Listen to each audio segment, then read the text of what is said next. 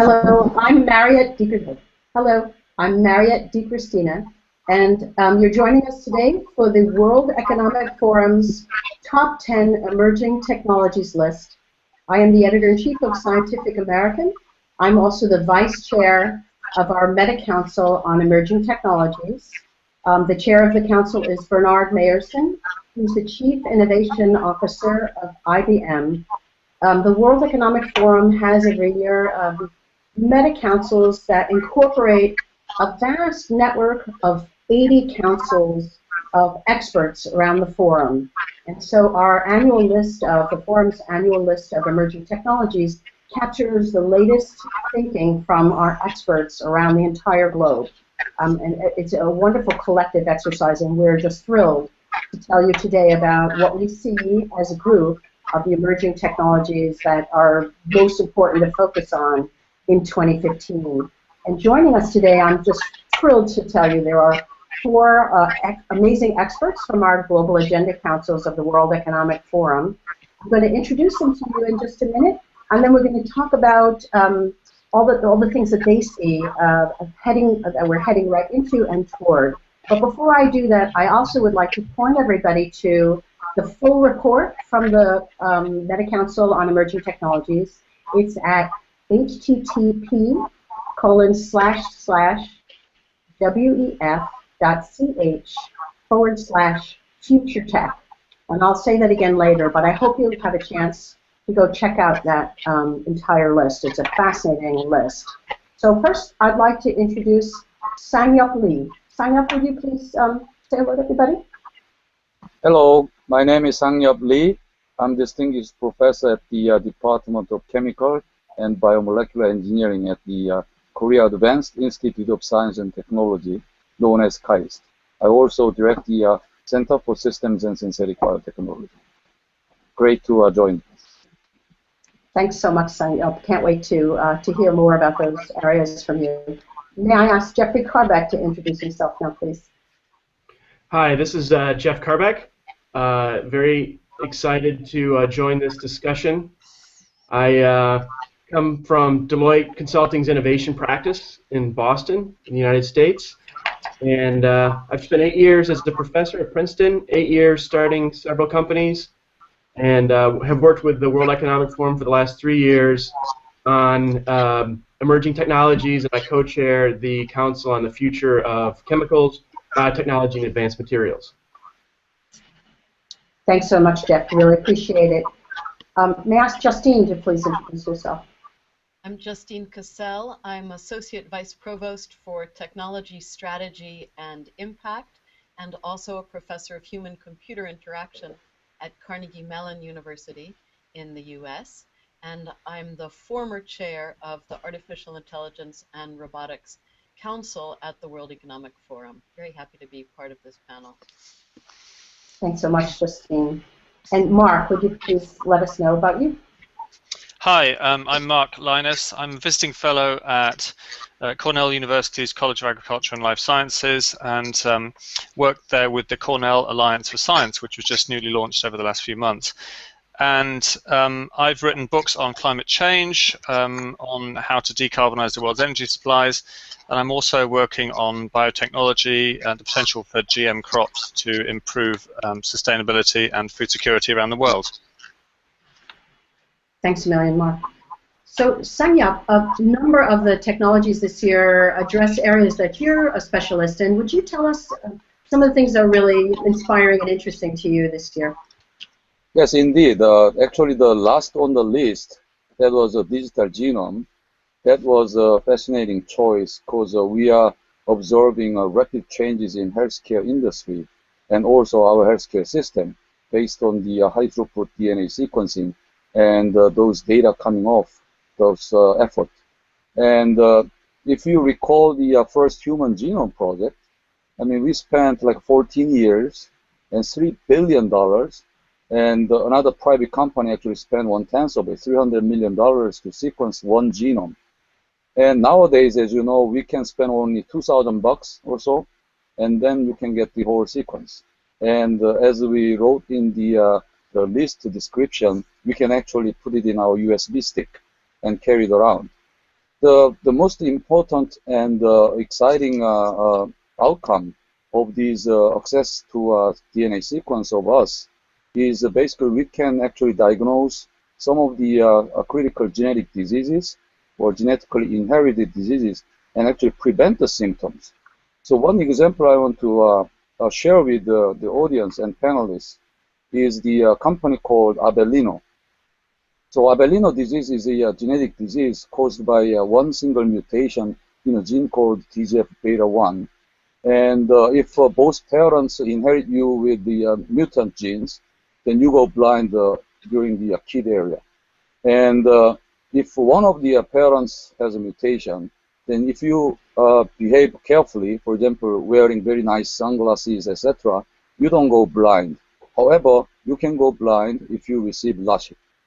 So when you are receiving LASIK surgery, for example, and if you have this mutation, if you didn't know that you had this inherited disease, you can go blind. So this company was founded on this single genetic diagnostic system, and then prevent the customers who want to receive LASIK going from becoming blind.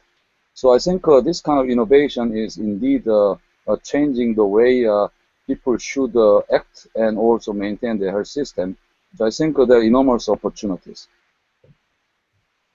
Thanks so much, Sonia. While we're on the life sciences area, maybe Mark, you have some thoughts you'd like to share.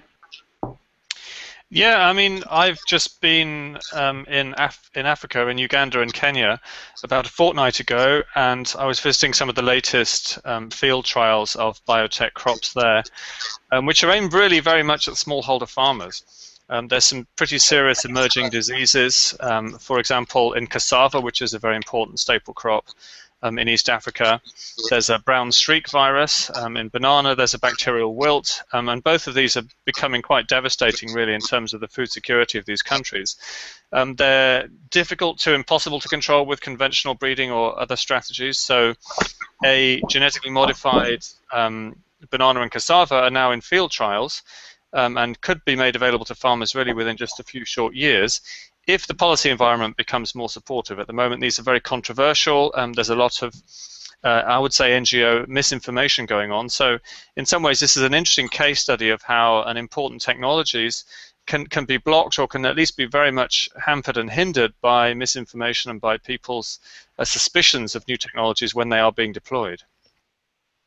I think that's a fantastic point, because, of course, how we embrace or don't embrace something as a society is directly relevant to whether we succeed or not with that technology. And I think maybe that's a good segue. Justine, a lot of the emerging technologies that we're talking about this year are around areas of artificial intelligence and machine technology.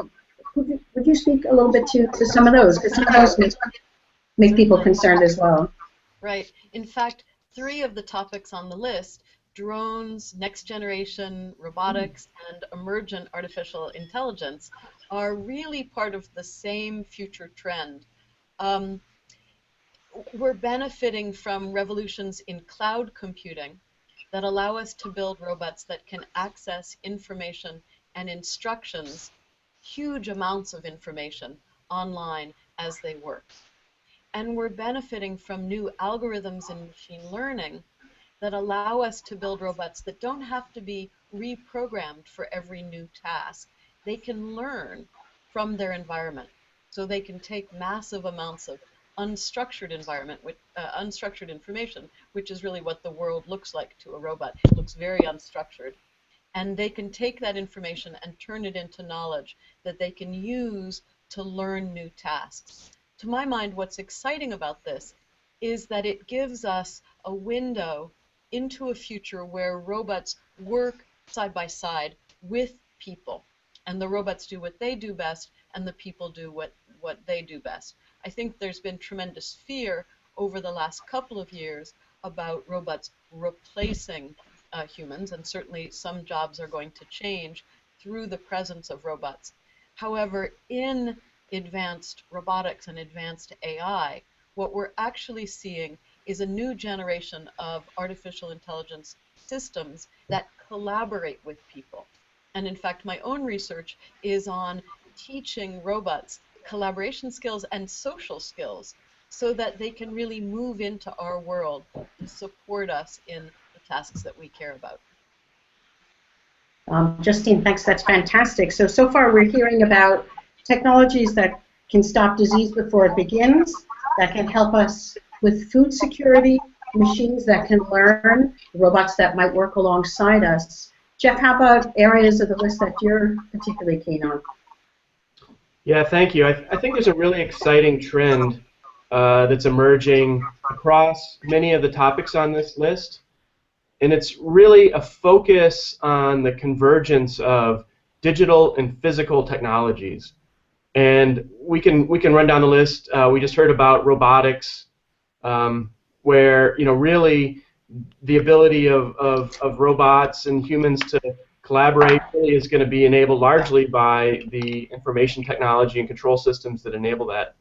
Or if we look at distributed manufacturing and 3D printing, these are two technologies where really it's the role of digital information that's accelerating, enhancing these physical tools. And so across the board, really where we see things accelerating dramatically is where these two worlds are intersecting. The physical manufacturing world, the physical biological world, and the digital world of information. So I think that's going to be an area where we continue to see these things accelerate, and I think it's an opportunity to see that these technologies have much more rapid impact, often in places where emerging technologies have not been able to reach. I think that's a fascinating point about the emerging of digital plus the physical world. So maybe that's a good segue, Jeff, to, or anybody who would like to take this, to what some of the other implications are of these technologies for businesses, for governments, and societies as a whole. Let's try to think globally. We've talked about some specific technologies, but working together, what are some of the things we're seeing? Sure, I'm happy to follow up on that. So, one of the areas of interest that's on the list is the whole area of distributed manufacturing. And this is the idea that rather than shipping raw materials to a centralized factory and making products, we instead distribute the ability to make products close to the customer and use local materials and replace much of the transportation network that was normally required with digital information. And so one impact of that is that we get more efficient production, but I think an even more important impact of that is that it really changes the economics of manufacturing. So it shifts labor markets, it shifts supply chains, and it also puts a lot more of control in the domains of things like product development directly in the hands of the consumer. I mean, this is going to really ultimately revolutionize the way we think about so many of the physical things that we consume. And part of that is that we're going to see a real change in the way products are developed, in the sense that they will evolve and emerge and combine in an almost biological fashion. If we think about natural selection and production, products will diversify and will be optimized for local needs and local requirements, and it's really going to change the economics and change business dramatically.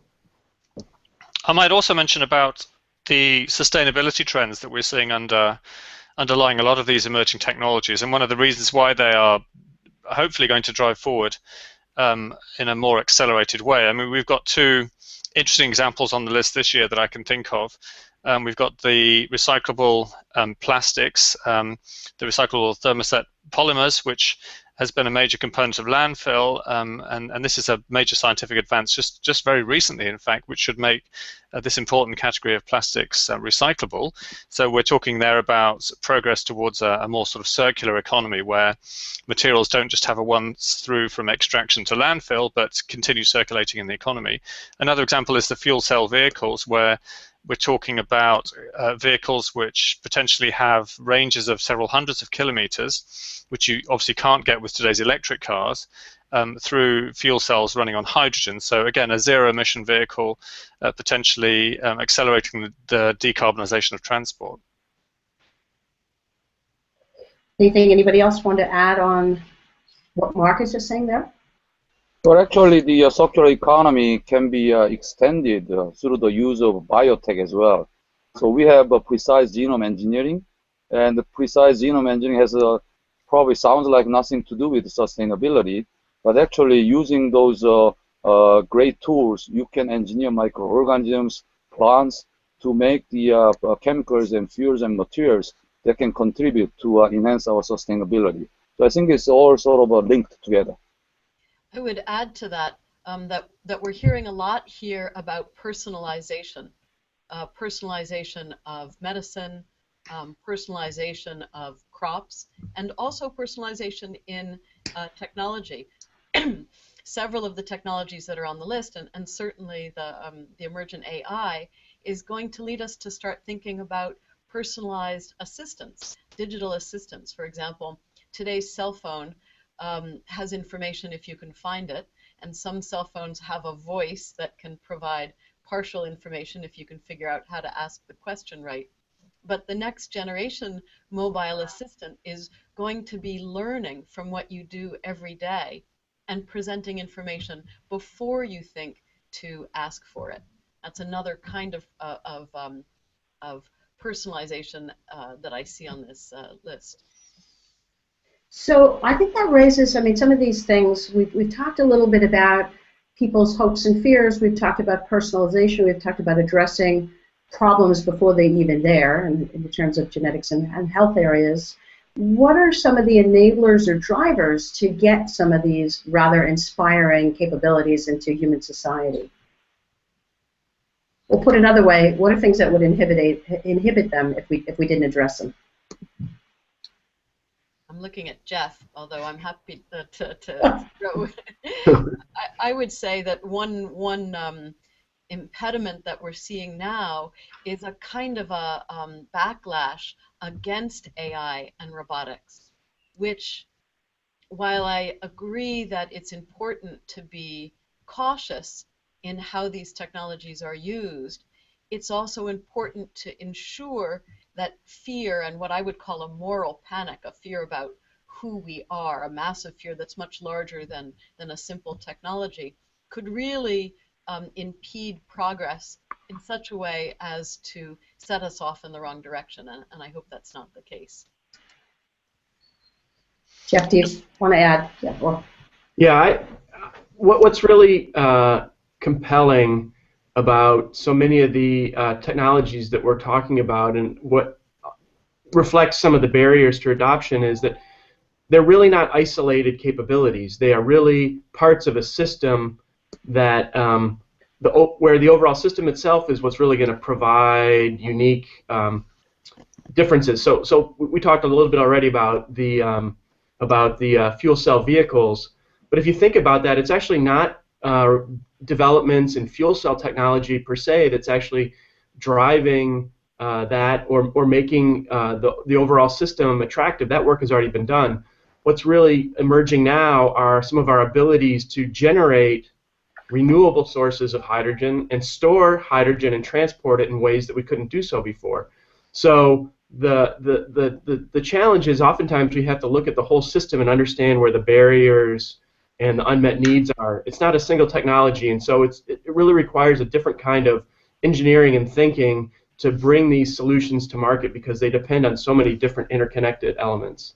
I think it's also important to bear in mind, because we can get quite enthusiastic about emerging technologies and new trends and things like that, and it always makes sort of good copy, just how long it takes really for systems that we use, like transportation, to be subject to these kinds of revolutions. I mean, it literally takes decades. If we 15 years ago, we were expecting that everyone would already be driving electric cars, and that really hasn't happened. The penetration's been very low indeed. Part of that's technical challenges, part of it's cost, but part of it's just the sheer inertia of having a vehicle fleet of tens of millions of hydrocarbon-driven vehicles. So, I mean, take aviation. Even if we were to invent a zero-carbon plane tomorrow, and it's difficult to imagine how that might happen, it would still take 40, 50 years for the whole aviation fleet to be running these things. And so that process, I think it's important to understand just how long these kinds of transitions take, not just in energy, but in other technological areas as well. Mark, that's a great point. And I would say that one of the reasons why these emerging technologies are so important to the forum, the World Economic Forum, is because oftentimes there is a strong emphasis on technical solutions to some of our major problems, whether it's sustainability, whether it's renewable energy, a whole host of these trends, and communicating and understanding what it actually takes in terms of money and in terms of time to get these solutions to market is really critical when people are looking at them as some of the key solutions to major challenges that we're facing as a global society. And I think being able to really describe and articulate those time frames and why there's fundamental time challenges, I think is really, really important. One of the things that the Council on AI and Robotics did in our first year as a council was to propose a model of technology adoption where we insisted that no technology be developed without attention to the social, the cultural, the economic, and the regulatory, as well as the technical. Because without attention to those aspects, we're really not going to see widespread adoption, and adoption that moves in the way we want to move. Justine, just one quick follow-up on that, and I totally agree with you. Are there any existing frameworks or models that we find potentially useful toward that end? You know, obviously we're bringing together, or trying to bring together, a lot of disciplines to do something. It requires a bit of convening power. Maybe it's something absolutely good that the World Economic Forum does through the Global Agenda Councils. But what existing frameworks are there to address those hurdles? In fact, the field of human-computer interaction, which is a fairly young field, the very first use of the term was really only around 20 years ago or so. And the first department of human-computer interaction was here at Carnegie Mellon 20 years ago, was opened here at Carnegie Mellon 20 years ago. And human-computer interaction is a field that believes that you need to bring together social scientists, computer scientists, and designers to fully understand both the impact of technology on society and how to best develop adaptive technologies. More recently, the field of HRI, human-robot interaction, is taking that one step further and pointing out that robots are really not technical systems, they are socio-technical systems. That is, they are units where a machine and a human come together well or not so well. And it's only in understanding how people collaborate with other people, how people think of machines, that we can best make machines adaptive to human society. Anybody want to add to that? I would say, I mean, the technologies that seem to take off very quickly are the ones that leverage off our sociability as a species, if you like. And I'm thinking of both the internet and of mobile phones and general digital communications technologies. And those actually have penetrated very rapidly, and despite health fears of things like brain cancer with cell phones, simply because people find them so useful, they don't have the same social acceptability challenges. In comparison to things like nanotechnology, which has had a lot of opposition, it hasn't really reached the mainstream and affected regulatory systems like the opposition to GMOs has. But it's been there, and the same goes with AI really, and fears about robots taking over the world. I mean, a lot of these things are go back to cultural myths and themes which go back, centuries or so. Even thinking back to Frankenstein, that was in the 19th century. So people have fears about our relationship to technology in general, about humans getting too powerful and straying into the realm of God and things like that. So some of these technologies evoke these fears, and some of them simply don't. And I think that's also an interesting component to this. I agree with you about that. And it seems to be technologies that resemble us that are most likely to evoke fears of them replacing us. Perhaps that's not surprising, but humanoid technologies, things such as robots or virtual humans, clockwork technologies back at the turn of the 18th century, turn of the 19th century, evoked exactly the same fear. There are some famous short stories that say that men should carefully choose their wives for fear of ending up with a clockwork wife by mistake. And I think we're seeing a kind of a similar fear today, which, Mark, I agree with you, tells us that it's not really about the technology itself, it's a broader societal fear. So let's take the inspiring end of that, because I think it's important to address fears, but it's also important to look at potential. So as we look forward, now spin your eyes forward in time, experts. Think about how do we see these technologies potentially coming together in hopeful ways? Because I think to get past fear, you also have to have an inspired way of thinking about things. So long as we can precede that with the caveat that any predictions are invariably completely wrong, in technology and energy, probably more than any other field. I mean, because the interactions are so complex, it really is inherently unpredictable, and we can make what we consider to be informed guesses, but they really are just that, guesses, I think. Well, let's hear some informed guesses. Who's brave?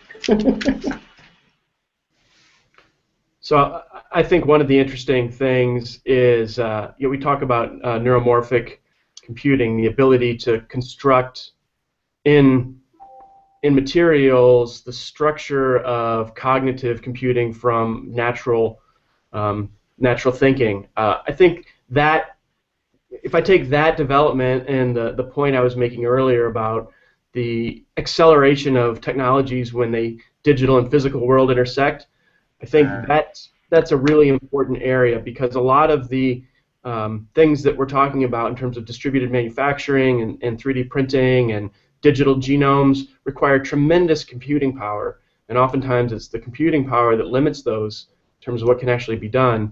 So the idea that new types of computing platforms are becoming available that can dramatically exceed the way we currently think about computing is really exciting, and obviously it'll have impacts on robotics and on artificial intelligence as well. And so it's the first time in many, many decades, I think, where we've seen a fundamental breakthrough in the structure of computing itself, and not just the software that sits on top or the speed and efficiency with which we can make circuits ever smaller and more compact. Another thing probably is the energy issue. For example, when you are deploying multiple drones, due to the battery or energy source to fly drones, they cannot fly too long.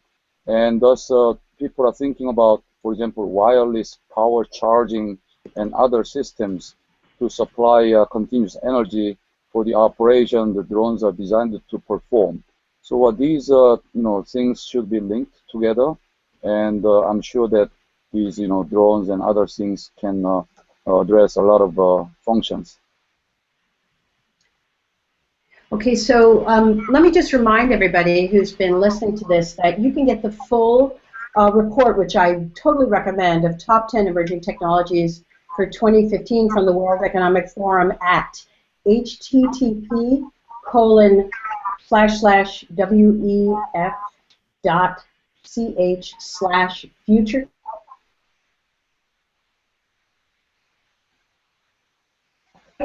From the chair of the Meta Council on Emerging Technologies, Bernard Meyerson, the Chief Innovation Officer of IBM. And with a minute or two to go here, I'd like to ask each of the panelists to please give somebody like one key take-home to think about forward as you think about emerging technologies. Shall I start? Please I think do, it's Mark. important. Thank you. I think it's important to see technologies as a way that we solve problems. This is the main thing. So people who are skeptical of technology think that it's an alternative somehow to tackling our problems socially or politically. Actually, I think all of those things are very much interlinked. And if we look at the problems which we have as a society, problems of sustainability, political problems, democracy, things like that, there's actually a huge amount of contribution that technology can make, but we have to support the development, research and development in particular, R&D. I think our societies need to put more money towards supporting emerging technologies. Fantastic. How about you, Jeff? Yeah, I think what I think is important is that we invest a huge amount in technology today, but so much of it is driven by consumer wants and needs for entertainment and personal connectivity, and those are fantastic things to invest in. But for these technologies to really fulfill their promise, we need to think fundamentally about how we prioritize investments in these sort of things that can actually solve some problems and not just provide further connectivity and entertainment. So technology investments are great, but let's think about getting into the right ones as well. All right. Thanks, Jeff. to me, I think one thing we don't want to forget is proper communication with the public on these technologies. We once talked about public perception, but I don't think there's a word like perception on these technologies. I think we should change that word to communication, and it's the scientists and also engineers' responsibility to correctly communicate with the public and make emerging technology really useful for the world and the human beings.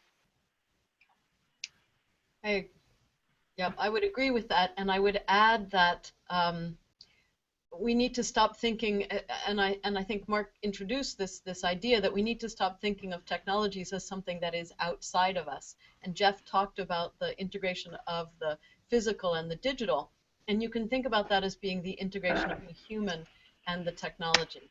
And I think the future of AI systems and of many of these technologies is something that I would call integrated intelligence between humans and technologies, where the technologies learn from us and teach us in a kind of a feedback loop that's very different than that externalized technology vision that we have today. Thank you. Any others?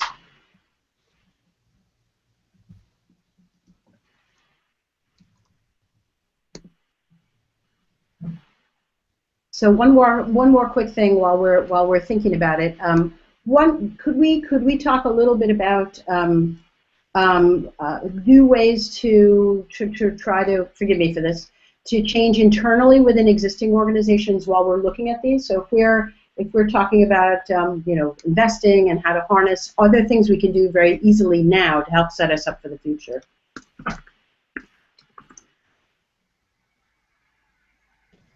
Yeah, so one of the things that we've found in working with large companies is that there needs to be some structural changes and some changes in the way in which organizations attract talent, motivate people, and organize to actually commercialize and drive some of these things into the market, because they're not commercialized in the same way that you might traditionally think about bringing an isolated product to market based on a single technology.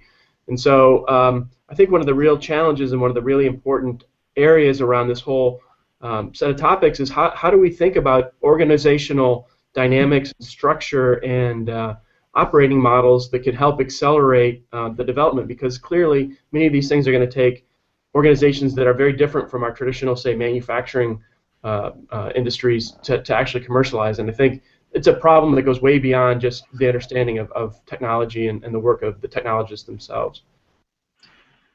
So I think we're just about out of time here. Let me remind everybody to go to http://wef.ch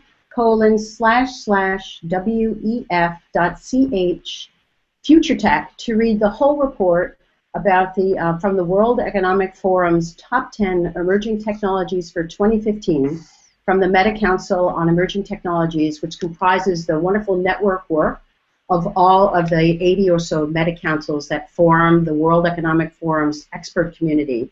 You also can take a look at scientificamerican.com for some additional material about this.